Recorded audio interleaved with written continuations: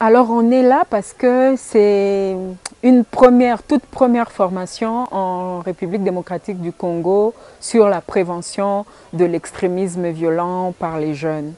On a fait cette formation parce que de plus en plus on a constaté qu'il y a des personnes extrémistes au Congo, mais aussi des personnes radicales. Et nous pensons que c'était très important qu'on travaille en fait sur la question de prévention. L'extrémisme, on peut l'avoir. Par exemple, il y a beaucoup de groupes armés. L'Est de la RDC compte aujourd'hui plus de 100 groupes armés rebelles. Et la plupart de ces membres de groupes ou la plupart des membres de ces groupes armés sont des jeunes. Et donc on a vu la nécessité non seulement d'agir sur cette situation, mais plutôt de prévenir pour que cet extrémisme ne puisse pas arriver. Parce que l'extrémisme a beaucoup de conséquences. On peut voir par exemple tout ce qui se passe à Beni, dans le Massissi, dans le Rutshuru, où certaines personnes extrêmes parfois retombent dans la violence et là on parle de l'extrémisme violent ou c'est de l'extrémisme mais qui en fait recourt à la violence dans certaines situations. Il y a aussi des questions par rapport à la radicalisation et tout, et je pense que ce sont des situations qui existent, qui sont une réalité en RDC, et on devait travailler sur ces questions pour promouvoir la cohésion sociale, la cohabitation pacifique à travers l'acceptation mutuelle.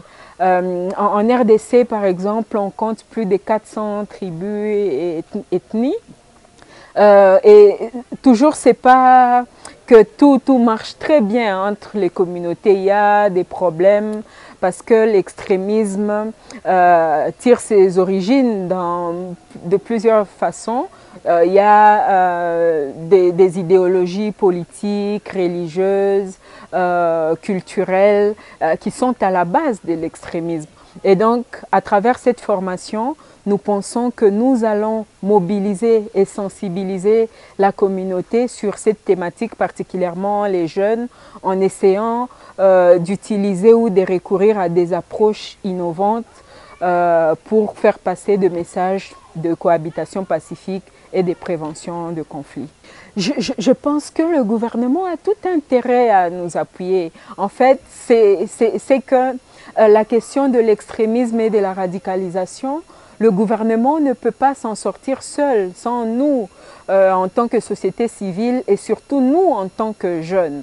Parce qu'on le sait, la plupart des groupes terroristes ou des groupes extrémistes ou de groupes radicaux sont constitués en majorité des jeunes. Et que, pour moi, le gouvernement devait beaucoup investir dans la prévention de l'extrémisme pour finalement espérer avoir une cohésion sociale et la promotion de la paix dans la région. Sinon, si le gouvernement nous abandonne, peu après, on peut voir les conséquences de l'extrémisme et gérer tout ça, c'est pas facile. Donc, je pense que les autorités devaient vraiment soutenir de telles initiatives et nous accompagner pour que nous puissions toucher le plus de jeunes possible pour prévenir l'extrémisme. Ça a de l'importance pour toute la communauté, mais prioritairement aux jeunes dans le sens où, dans la formation, après avoir appris en fait ce que c'est l'extrémisme violent et la radicalisation, on a compris que les jeunes sont pour la plupart des acteurs en fait de l'extrémisme et de la radicalisation. Les jeunes sont aussi victimes dans le sens où ils sont recrutés pour des mouvements et pour des idéologies soit extrémistes, soit radicalistes, et c'est pour en quelque sorte être utilisés pour cette fin-là. Donc les jeunes sont la couche la plus touchée par ces phénomènes et Je pense que c'est dans ce sens qu'Aide Profane a choisi les jeunes. Déjà, avant cette formation, je ne savais pas grand-chose sur l'extrémisme. Et puis aujourd'hui, maintenant que je sais quelque chose sur l'extrémisme, je trouve que c'est quelque chose qu'on vit. Ça fait partie de notre quotidien. Sur certaines questions, personnellement, j'étais extrémiste. Et j'ai aussi réalisé avec notre formatrice que certaines personnes avec qui je vis sont aussi extrémistes sur d'autres sujets, sur d'autres questions. Donc je trouve que c'est une thématique importante parce que ça fait partie de notre quotidien. Déjà, je vais prêcher par les actes. Personnellement, d'abord, je vais changer. Je vais d'abord commencer par changer.